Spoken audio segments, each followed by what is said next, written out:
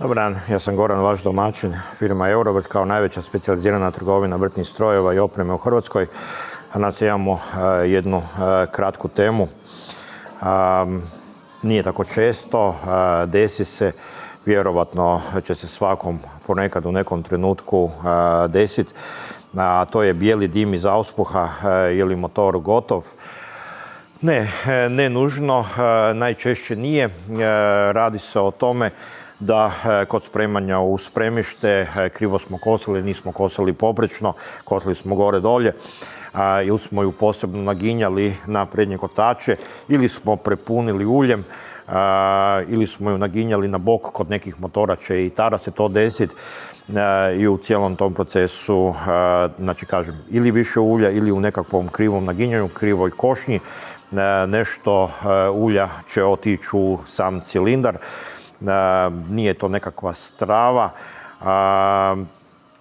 Iskreno, proces je manje više vrlo jednostavan, a to je kad ju ponovo palimo imat ćete najčešće problem. Djelomično ćete moći povući taj starter, ali dalje će ići jako teško ili uopće neće ići. Znači nešto je ulja u samom cilindru. Ako je to kap, dve, par kapi, čak i dok radi vidjet ćete da ide dim van, da baca nešto ulja, najčešće po samom kosištu dole.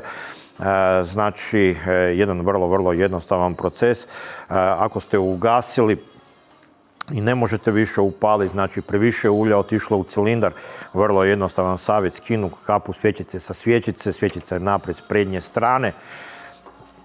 Manje više ste to svi primijetili i znate, znači kapa svjećice, jednostavno se skine kapa svjećice, skine se svjećica, tada ćete uspjeti povući to startno uže, povučete 10-tak puta, nešto malo ulja što je unutra će se izaći van na sam taj otvor.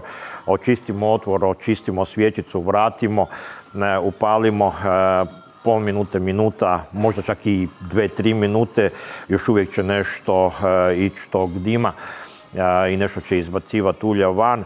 Uglavnom,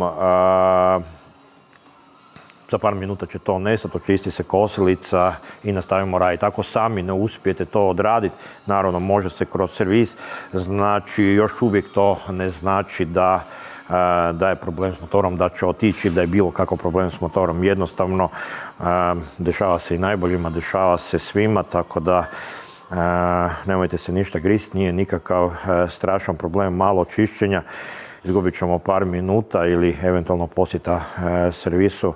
Znači, nikakav strašan problem. Opet nakon toga kad se stoji na nekakvoj ravnoj površini, kasnije ponovo provjeriti da li imamo dovoljno ulja i nikako ne prepunjavati ulje, znači provjeriti same upute da se vidi koliko za tu verziju motora ide ulja i manje više riješen problem. S druge strane, slobodno tada provjeriti i sam filter zraka, iako filter zraka će najčešće biti problem jedino ako smo naginjali kosilicu na lijevu stranu i onda će obično biti masan, bit će od goriva. A što se tiče ove stvari, stvarno, vjerujte mi, super lako riješio problem.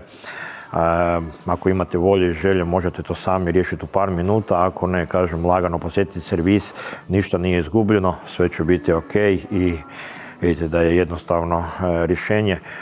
Znači, ako bude kakvih pitanja, molim slobodno dole u komentarima.